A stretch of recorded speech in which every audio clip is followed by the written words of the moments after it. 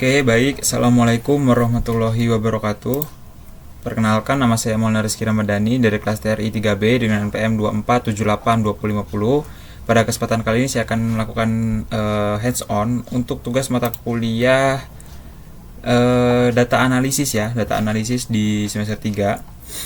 Jadi di sini tuh di lab 8 ini kita tuh belajar tentang mengeksplorasi data analisis atau EDA gitu.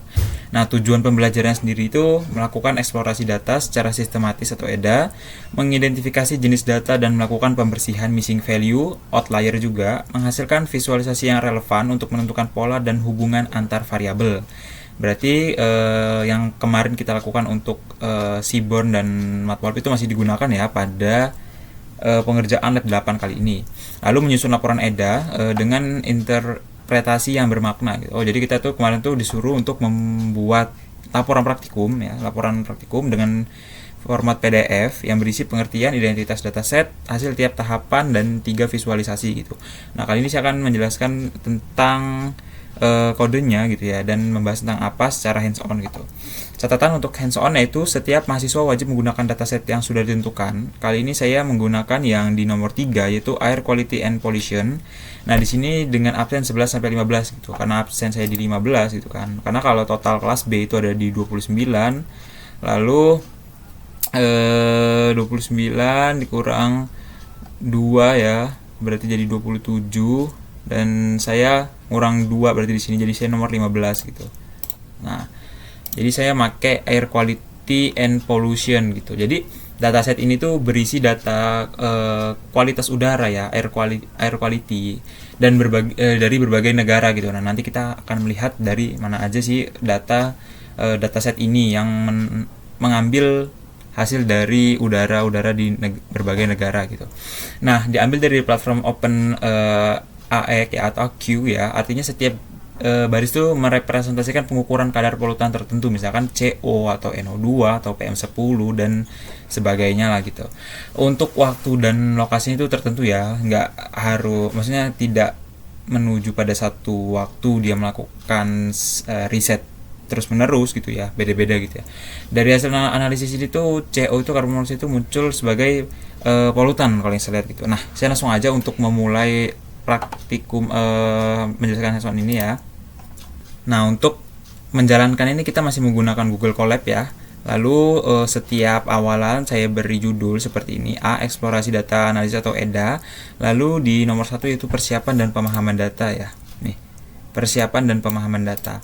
Nah, di sini tuh untuk kodenya itu saya kasih lagi untuk komentarnya menggunakan di kunci untuk menggunakan tagar ya, praktikum 8 eksplorasi data analisis yang nantinya akan ikut terprint di sini gitu.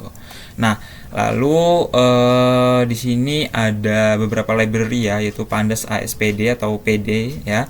Nah, Pandas sendiri ini nantinya buat baca dan eksplorasi datanya gitu. Lalu ada import matplotlib .pyplot as plt ya, lalu ada Seaborn as sns. Nah, jadi kalau Pandas itu kita buat baca eksplorasi datanya, sedangkan Matplotlib dan Seaborn itu buat plot hasil analisis kualitas udaranya gitu. Misalnya kayak kadar polutan, nantinya kita akan mencobanya gitu. Lalu masuk di bagian sini ya, kita akan membaca datasetnya. Nah, di sini tuh kita tuh bisa ganti lokasi sesuai file. Nah, misalkan saya di sini sekarang downloadnya yaitu openac.csv ya. Nih, kalau saya lihat untuk nama file saya, tugas kuliah semester 3 data analisis minggu ke-8. Nah, di sini ya, openac.csv ini kan berformatnya CSV ya gitu ya. Nah, selanjutnya setelah itu menampilkan informasi dasar dengan dataset ya. Nah, di sini tuh ada print sama dengan dikali 60. Nah, nantinya akan muncul di sini sebanyak 60 kali gitu ya. Lalu ada print dengan langkah 1 itu persiapan dan pemahaman data. Nah, tadi setiap langkah itu akan saya beri judul gitu, agar tidak bingung dalam penyampaian materinya gitu. Lalu untuk di persiapan dan pemahaman data ini itu saya tampilkan 5 baris data pertama ya, dengan print 5 baris pertama, display DFH artinya menampilkan ya. Nah, itu artinya menampilkan hasilnya dengan format table yang rapi gitu. Konteks itu langkah awal untuk melihat struktur data dan contoh isinya, misalnya kolom city, parameter, value, lalu date gitu. Nah, kita tuh agar lebih mudah mengeceknya, kita susun untuk seperti tabel sederhana gitu. Lalu ada informasi umum dataset ya. Di sini sama seperti tadi tapi kalau tadi kan sama dengan sekarang menggunakan strip ya. Dikali 60, lalu ada def informasinya, lalu ada ukuran datasetnya ya, jumlah data, def shape-nya. Nah, di sini def shape itu hasil jumlah baris kayak jumlah kolom gitu. Lalu def shape itu jumlah barisnya, lalu df shape 1 ini ya itu sama jumlah kolom juga gitu. Jadi df shape 0 itu jumlah barisnya, kalau df shape 1 itu jumlah kolomnya. Mengetahui ini khususnya untuk mengetahui ukuran dataset itu penting gitu ya, biar kita tuh tahu banyaknya observasi dan variabel yang akan kita analisis gitu. Lanjut, menampilkan daftar nama kolom. Nah, nama kolom ya seperti dia, kita akan print menampilkan nama kolom ke output ya. Lalu for i ya di dalam call enumerate df column ya, start 1 kita akan mulai ambil semua nama kolom di dataset di df column, lalu memberi nomor urut dari 1 gitu. Nah, ini membantu memahami dimensi data dan menemukan kolom penting buat analisis gitu. Nah, lalu saya tutup dengan print sama dengan dikali 60 sama, lalu saya tampilkan print dengan teks data berhasil dimuat dan siap untuk tahap berikutnya gitu. Nah, untuk kesimpulan itu yang persiapan pertama itu memastikan dataset itu berhasil dibaca tanpa error. Ya, yang jelas pertama itu persiapan itu membaca 5 data pertama gitu ya. Lalu menampilkan struktur data, isi data, mengetahui tipe data dan ukuran dataset, mengidentifikasi kolom yang tersedia untuk analisis gitu. Nah, selanjutnya itu untuk outputnya sendiri ya. Itu yang tadi sudah saya bilang, untuk yang pertama itu dia menampilkan 5 data teratas ya, dari 0, 1, 2, 3, 4, 5. Lalu ada 10 kolom atau fitur ya, country code, kode negaranya, lalu ada city ya, kotanya, lalu ada locationnya, koordinatnya, lalu polutannya. Ini polutan itu kayak jenis bahayanya ya, dia tahu CO, NO, NO2 gitu ya, NO2, PM2,5 gitu ya. Lalu source name-nya, sumber namanya, lalu unitnya, value last update-nya, terakhir kali diupdate menggunakan reset ya gitu ya. Lalu ada country label-nya. Nah, di sini. Lalu ada informasi datasetnya di sini ya. Untuk informasi datasetnya di sini ada total datanya itu ada 61.177 baris gitu ya. Lalu dengan kolomnya 10 ya. Country code, city, location, koordinat, pollutant, source name, unit, value, last update, dan country gitu. Nah, di sini ada 10-nya itu ada 10 ya, ada country code, city, lalu ada memory use-nya dipakai 4,7 MB gitu.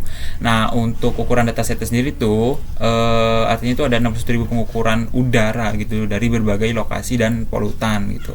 Lalu dataset ini telah berhasil dimuat ya, dan dia akan menampilkan print output yang jumlah data sekian dan nama kolomnya gitu. Nah, kita lanjut lagi untuk pembahasan di tahap 2, yaitu pembersihan data dan missing value dan outlier gitu ya. Nah, di tahap kedua kali ini kita tuh melakukan pembersihan data auto version gitu. Nah, sama di tahap 1 saya masih menampilkan strip sama dengan ya dikali 60, lalu saya menampilkan print langkah 2 pembersihan data, lalu cek nama kolom yang tersedia di sini dengan the print menampilkan nama kolom yang tidak ditemukan ya. Maksudnya nama kolom ditemukan, lalu ada for i ya, di dalam i call in enumerate df column start 1, diambil dari df column, lalu dimulai dari urutan nomor 1, ditampilkan i, lalu tujuannya itu biar kita tuh tahu kolom mana yang akan digunakan untuk analisis gitu, kayak kota, nilai, atau waktu gitu. Lalu ada deteksi otomatis kolom penting berdasarkan kata kunci gitu. Nah, untuk kata kunci sendiri sebentar, saya masih merekam ya. Untuk kata kuncinya sendiri itu di sini ada city call ya, ada value call, ada date call. Nah, di sini diambil 3 ya. Untuk nama kota itu sama dengan city, lalu ada nilai polutan itu ada dengan value call ya, lalu ada kolom waktu itu kayak date call gitu.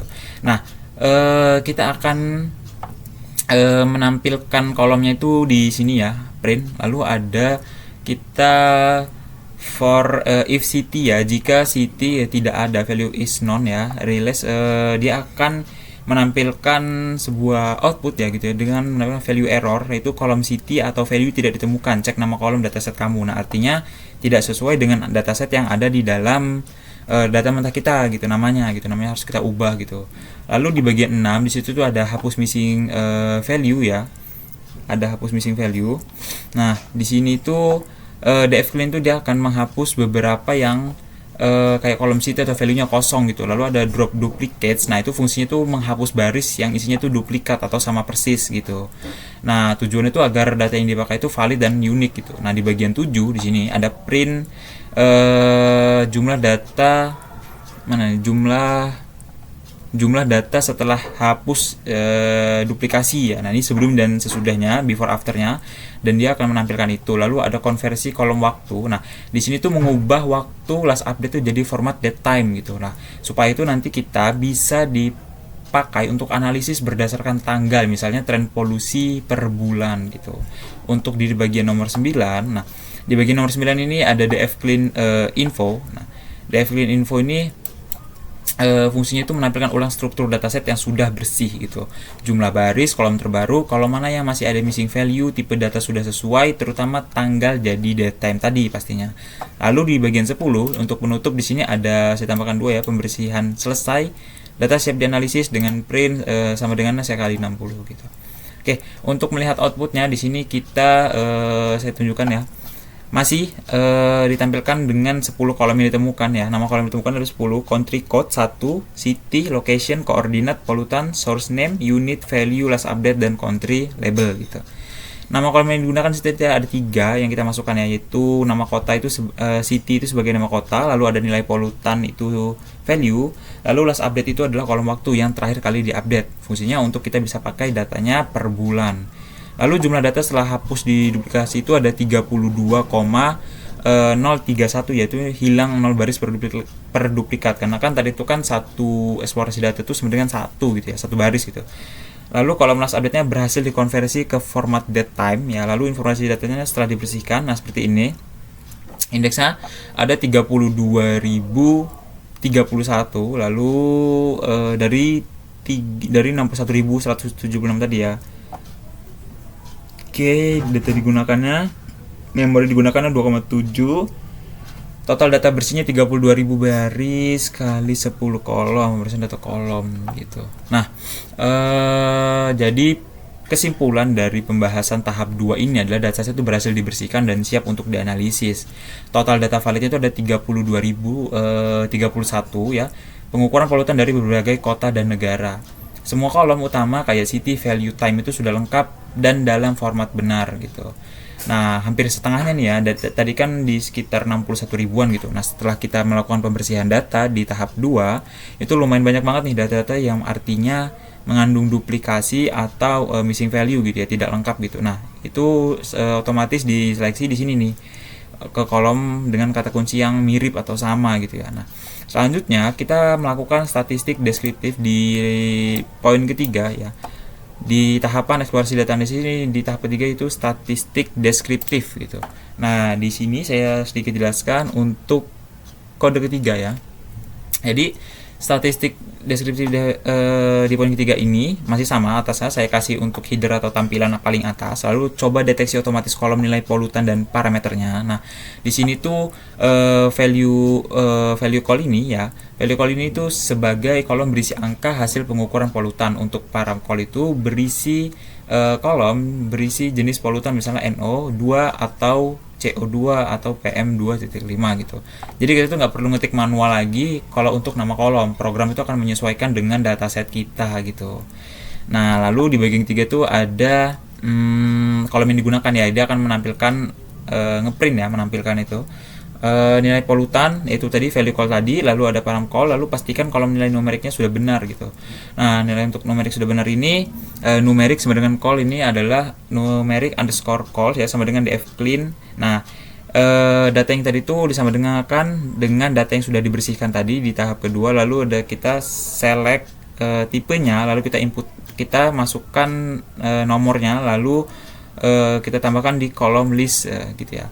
Nah, jadi fungsinya itu biasanya itu hanya kolom, tapi kalau ada kolom lain misalnya temperatur juga akan terdeteksi sih gitu sih. Nah, di sini kan kita kan belum lihat jauh ya. Sini kan cuma ada 2 nih. Kita cuma ada ngambil value sama jenis polutan. Nah, kalau tidak ada kolom angka itu muncul peringatan kalau tidak ada yang ditampilkan gitu, daftar kolom numeriknya gitu. Lalu di bagian 5 ini yaitu statistik deskriptif umum. Nah, di sini tuh fungsi describe dalam kurung itu memberikan statistik dasar untuk kolom numerik gitu. Nah, di situ ada count ya. Nah, di situ ada count untuk itu jumlah data yang valid, lalu min itu nilai rata-rata, STD standar deviasi penyebaran data, min 25%, 50% sama dengan median, 75% adalah maksimal gitu. Tujuannya adalah untuk memahami dari distribusi nilai polutan secara umum gitu. Nah, kalau kita lihat sini nah kayak gini ya. Nih, 25 untuk outputnya ya, 25, 50 dan 75 mediannya, lalu paling maksimal ada di 75%, statistik deskriptif umumnya. Lalu ada kolom yang digunakan, ada dua ya, ada kolom value dan polutan, lalu kolom numerik ratingnya adalah value, lalu maksimalnya di 2, 3, 4, 319 3 juta nih ya, 3 juta berapa gitu ya. Rata-rata nilai polutan berdasarkan jenis polutan ya. Dapat kita lihat pada output di tahap ketiga ya, ini statistik deskriptif ya. Polutan yang tinggi yaitu dengan jenis CO yaitu di 13.689,21 ya. Di sini koma-koma ya. Jadi di ini aja, di kecil aja, dipersimpel. Di 13.189,21 banyak bener ya CO ya. Paling tinggi CO sih rata-rata nilai polutan berdasarkan jenisnya. Nah, lalu mana nih ya, lanjut ya. Untuk statistik deskriptif di poin ketiga CO, pokoknya intinya dataset ini tuh dia tuh mengambil countnya tuh di 32.031,0, lalu minnya di 979 dengan Sandra di 38.093 ya. Lalu kesimpulan untuk dataset ini tuh berisi total kan tadi kan sudah di clear lagi, sudah dibersihkan, yaitu tinggal 32.031 ya. Lalu pengamatan dari berbagai jenis polutan gitu. Yang paling tinggi sih tetap CO ya gitu ya. Lalu nilai value sangat menyebar luas, menunjukkan outliernya nih agak ekstrim nanti ya kalau kita di bagian visualisasi gitu.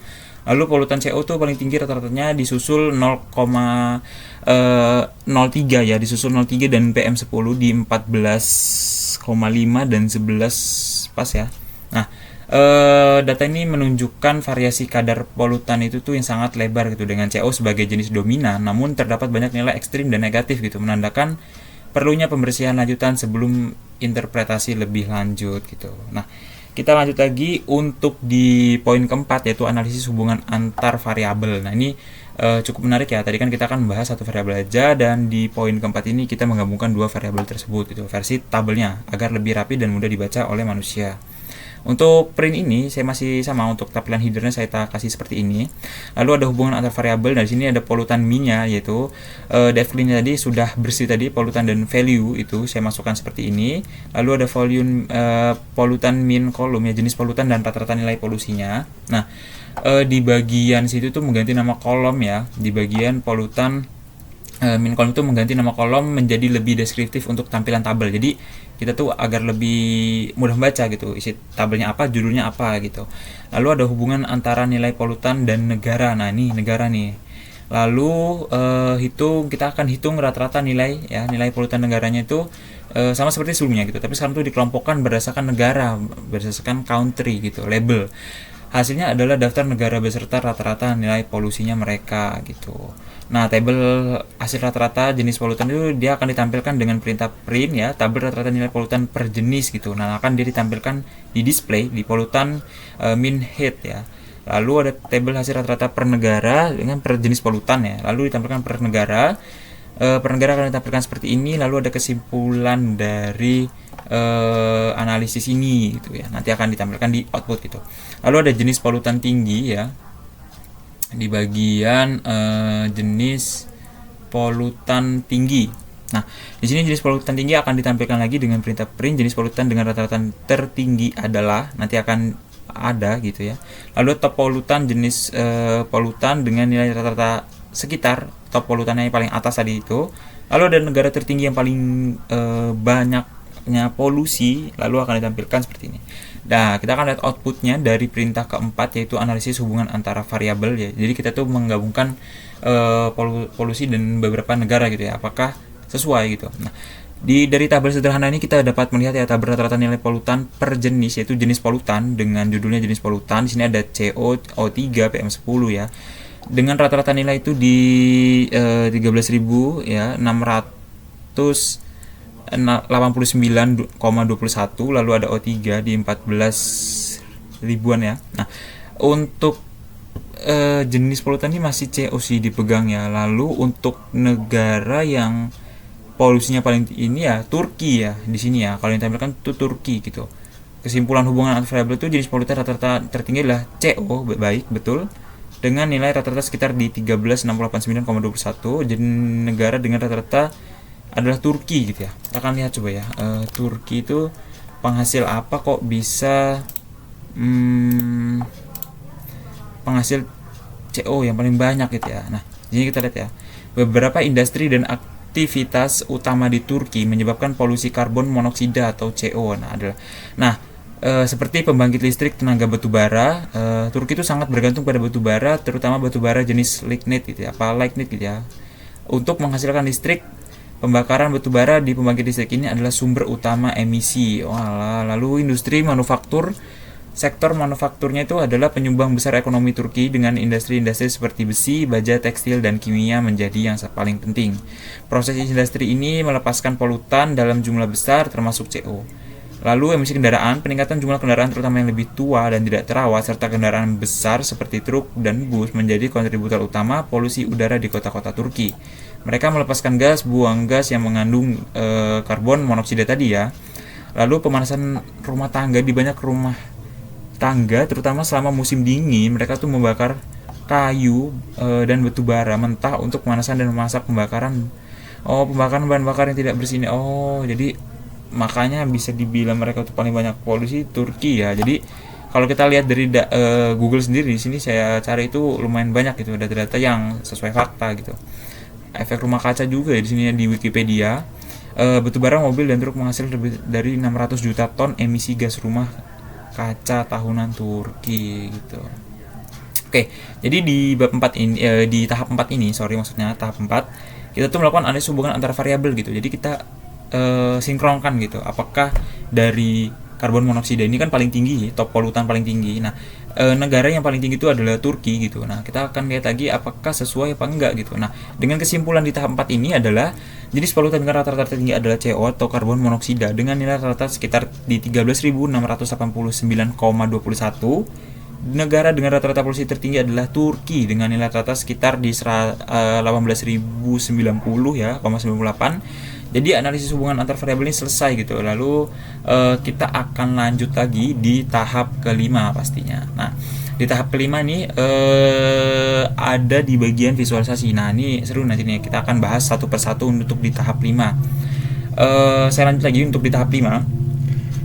Di tahap 5 nih saya menambahkan lagi library yaitu Matplotlib dan Pelotas PLT karena akan menampilkan sebuah visualisasi gitu ya. Nah, mengimpor pustaka Matplotlib dan Seaborn itu untuk membuat grafik gitu. Nah, sns.set atau style white grid. Nah, memberikan tampilan latar belakang putih dengan grid garis bantu agar grafik itu terlihat rapi dan jelas gitu. Nah, itu fungsinya yang saya inputkan agar nantinya garis-garis yang di putih ini terlihat rapi dan jelas gitu untuk dianalisis gitu. Lalu selanjutnya di sini saya tampilkan lagi header ya, saya buat lagi header.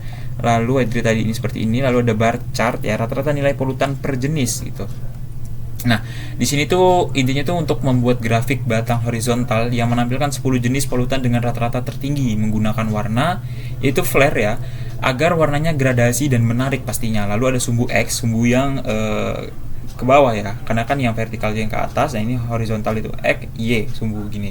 Nah, sumbu X dengan nilai rata-rata polusi, sumbu Y nama jenis polutannya, judul dan label, sumbu ditambahkan agar informatif gitu. Misalnya, kita bisa langsung lihat polutan mana yang paling tinggi, misalnya CO paling dominan pastinya ya, pastinya nanti harusnya muncul gitu ya.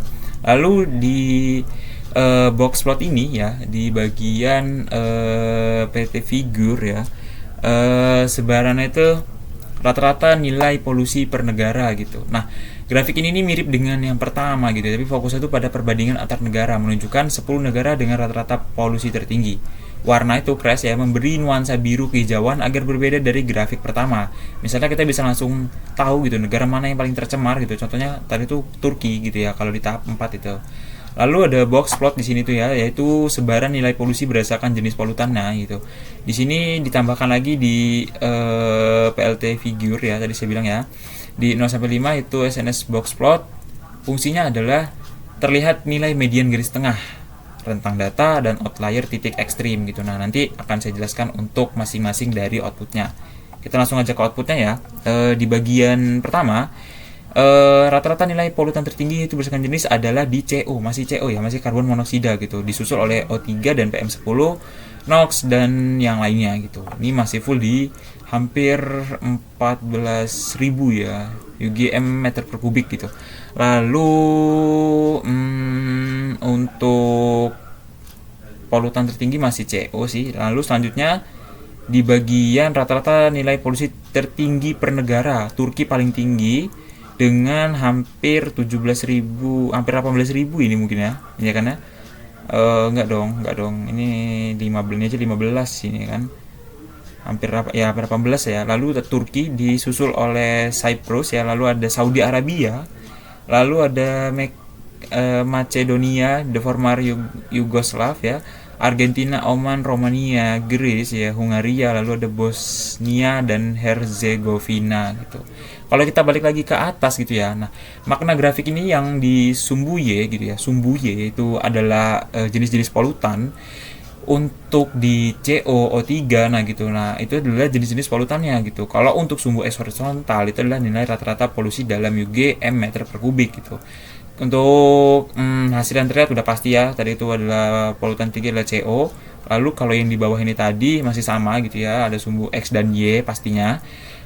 Daftar Y itu adalah sumbu Y, yaitu adalah daftar-daftar nama-nama negara pastinya. Lalu X itu adalah rata-rata nilai polusi dalam UGM meter per kubik gitu. Untuk panjang mata menggambarkan rata-rata polusi di negara tersebut. Nah, ini Turki sangat parah sekali ya, hampir 18.000 nih. Parah ini rata-rata polusi di Turki nih. Tapi kalau kita lihat di internet tuh sepertinya Turki tuh masih terlihat baik ya daripada kota di Indonesia gitu. Mungkin di ibu kota gitu ya. Kayaknya lebih padatan di ibu kota daripada di Turki gitu. Lalu hal yang terakhir itu Turki itu menempati peringkat pertama dengan rata-rata nilai tertinggi sekitar 18.000 ya UGM meter per kubik. Artinya Turki itu punya tingkat pencemaran udara sangat tinggi dibandingkan negara lain. Negara berikutnya seperti Cyprus, Saudi Arabia, Macedonia itu terlihat hanya sebagai garis pendek di grafik gitu. Ya, ini kalau kita lihat tuh garisnya pendek banget ya. Hampir belum ada di 2500 nih kayaknya di 100 atau 100 ya, mungkin di 50-an UG meter per kubik bahkan. Nah, negara lain itu seperti Romania itu nyaris tidak terlihat nilainya karena perbandingan skala yang sangat besar dengan Turki gitu. Lalu kesimpulan dari grafik ini gitu adalah Turki memiliki rata-rata polusi tertinggi di antara seluruh negara pada dataset ini. Nilai polusi itu sangat dominan, kemungkinan besar dipengaruhi oleh tingginya konsentrasi CO atau karbon monoksida seperti yang terlihat pada grafik sebelumnya gitu. Negara lain itu hanya memberikan kontribusi itu kecil gitu terhadap polusi gitu ya, seperti Bosnia dan Herzegovina gitu. Nah, lanjut kita akan membahas yang terakhir yaitu outlier. Nah, di sini masih ada sumbu X dan Y. Untuk sumbu X horizontal ini adalah seperti jenis-jenis polutannya. Lalu sumbu Y ini adalah nilai polusi UGM meter per kubiknya. Titik-titik kecil di tengah ini adalah nilai individu. Setiap titik itu mewakili satu catatan pengukuran polusi. Nah, semakin titik itu menyebar ke atas ya, semakin titik itu menyebar ke atas, artinya itu semakin besar lagi nilai polusinya. Nah, di sini kalau kita lihat itu di paling atas nih di CO ya, jenis polutan tinggi sekali nih. Artinya dia makin banyak polusinya gitu. Nah, interpretasinya CO ini ya, karbon monoksida itu punya penyebaran nilai paling ekstrim gitu titik-titiknya, yaitu sampai jutaan gitu ya, 3 juta UG meter per kubik, jauh di atas polutan lainnya. Ini menandakan itu CO atau karbon monoksida sangat dominan dan bervariasi. Bisa jadi karena aktivitas kendaraan atau industri yang berat di lokasi tertentu, misalnya di Turki tadi. Setelah kita lihat dari Google itu konkret datanya. Di sana banyak perusahaan-perusahaan industri, lalu ada truk, masih ada ya, di sini juga ada sih, cuman mungkin di sana lebih gitu ya, karena industri tadi kan membutuhkan pasti pengantaran barang gitu. Nah, pastinya pengantaran barang tadi itu membutuhkan kendaraan yang mumpuni gitu, dari segi bawaan dia muat berapa ton gitu, lalu kapasitasnya ya kapasitas tadi, lalu tenaganya. Nah, itu semua kalau kita kalkulasikan itu dapat menyebabkan polusi yang sangat amat besar gitu. Nah, kalau kita lihat tadi dari data konkretnya di Turki itu memang seperti itu gitu. Emisi kendaraan, industri manufaktur, pembangkit listrik tenaga batu bara, dan bahkan pemanas rumah tangga pun di sana masih menggunakan batu bara gitu. Yang artinya kayak kalau di Indonesia sendiri kayaknya hampir tidak ada gitu ya, hampir tidak ada mungkin. Yang setahu saya ya. Lalu mereka membuat dengan kayu bakar gitu ya, kayu-kayu bakar sisa ranting-ranting atau batang-batang kayu yang ditemukannya di hutan misalkan, dikeringkan dan itu dilakukan untuk dibakar gitu. Di sana menggunakan batu bara gitu. Nah, jelas karbon monoksida pasti sangat meningkat di negara Turki gitu. Nah, kesimpulan dari grafik itu, karbon monoksida itu mendominasi total nilai polusi dan dalam dataset ini gitu. Nilainya artinya nilainya itu paling tinggi dan paling bervariasi gitu. Polutan lain itu relatif rendah gitu, hampir tidak ada di bagian mana tadi ya, PM1 gitu ya. Nah, grafik 1 itu CO paling tinggi, grafik 2 itu Turki paling tercemar, dan grafik 3 ini CO punya sebaran yang paling luas gitu. Kita lihat dari outliernya, semakin titik-titik itu menyebarnya semakin besar, nah itu semakin banyak juga polusinya, sebarannya gitu. Karena kita untuk membaca dataset dari Air Quality and Pollution gitu, dengan absen 11 sampai dengan 15 gitu. Nah, kurang lebih seperti itu untuk pembahasan pada video kali ini di lab 8 eksplorasi data analisis, yaitu EDA gitu ya. Nah, kurang lebihnya mohon maaf apabila ada salah kata dalam penyampaian atau kurang jelas gitu. Saya mohon maaf dan saya akhiri. Wassalamualaikum warahmatullahi wabarakatuh.